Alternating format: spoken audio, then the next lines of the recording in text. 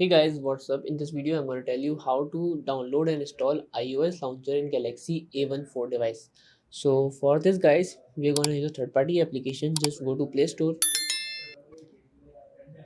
and tap on search bar. Now write iOS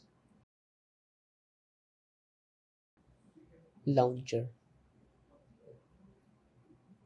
So basically, launcher iOS 18 is the application. Then install this application.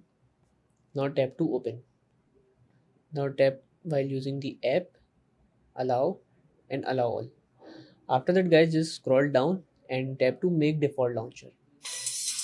But we have the ad here, as this is a free application, so it has some ads.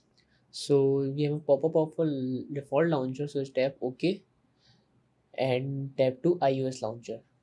So that's how guys we can install and download iOS launcher in Galaxy A14 device. So that is it guys about the video. If this video helped you, kindly like the video and follow us for more tips and tricks.